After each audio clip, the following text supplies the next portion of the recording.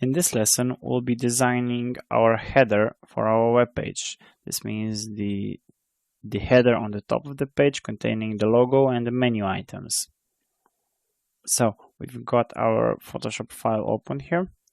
Let's first change our background color to something a bit more grayish, just to have a little bit of contrast. Not too much, because we've already got the chrome frame in a gray color. This should be good. Okay, and let's also rename our layer to background. I always like to keep my layers neat and cleaned and properly named, so anyone that will open this file after me will have a basic idea of what each layer is, what it represents, and so on. And it's always nice to keep yourself organized. So we've got this now. Let's now create a rectangle. So let's make this a white color. Okay, this is good. And let's also expand it to the full width of our canvas. Like so. Let's also position it right on the top.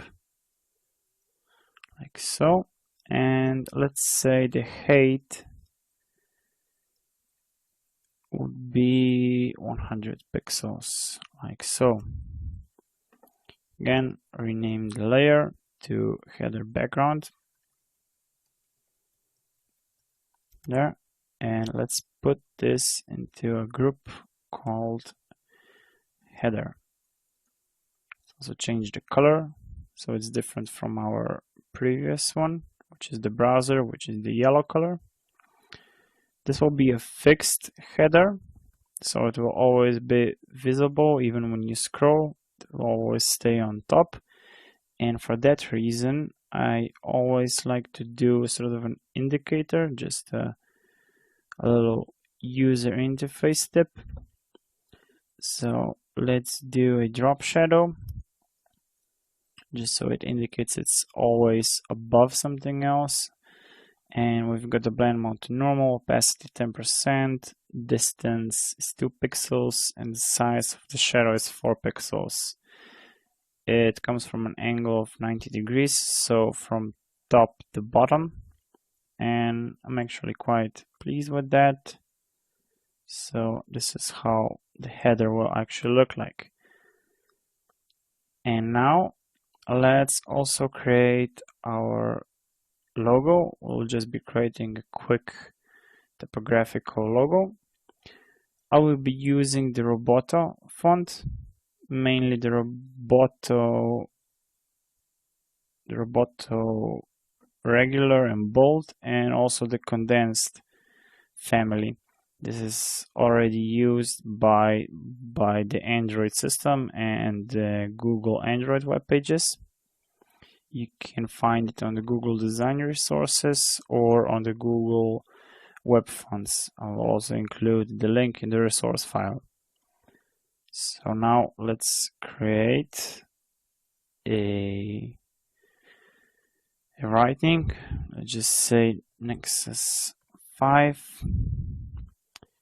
Let's change the color to, let's say, something gray, darker gray.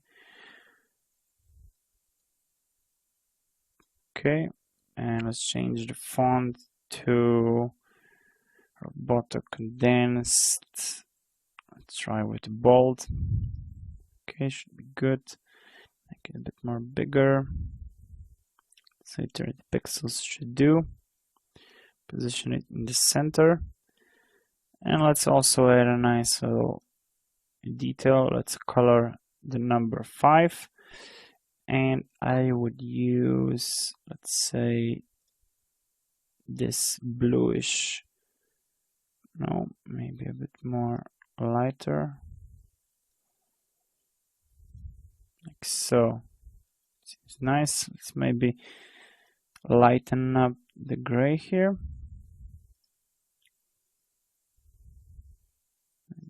50%. Yeah, this should do. Okay, great. We've got our logo now. Let's again rename this to logo and position it to our grid. So we have it like that. And let's also position it to the center of our header background, which is already done. So great. Okay, and now we also need the menu items. The menu items, I know this is a single web page, but the menu items will actually scroll down to this section of the web page, so they're also needed here for quick navigation. And if we take a quick look at our wireframe we made, so we've got the top section, we've got the features section, we've got the pricing section, we've got the gallery, and we've got the testimonials. So let's just create our menu links like so. We've got the features.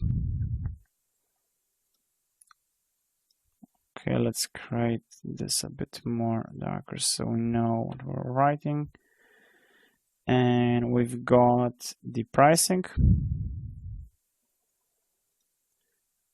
We've got the gallery. And we've got the testimonials.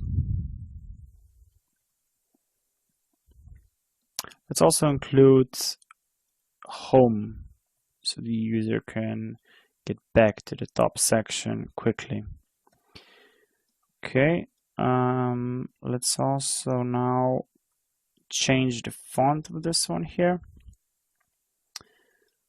Let's use this gray color, okay, which is nice. Let's change the weight to regular, and let's make the text a bit more smaller. Let's say 24 pixels and leave it at all caps lock, which is great. And now we just need to position them accordingly. So we position them all in a straight line. Let's also redistribute the space between them equally. So again, we select all of them like so. There, we've got the space now. Great. Now let's group all of these and name them menu. Great. Now let's move the menu on the header. Let's move it on the far right side over there. Yeah, that's great. And let's also position it accordingly to the header background, like so. So if you take a quick look how our menu now looks like, there it is. We've just created our header. We've created a quick typographical logo for the web page, and we've also added our menu items, which will scroll down to the respective section of the web page. Let's not forget to save this.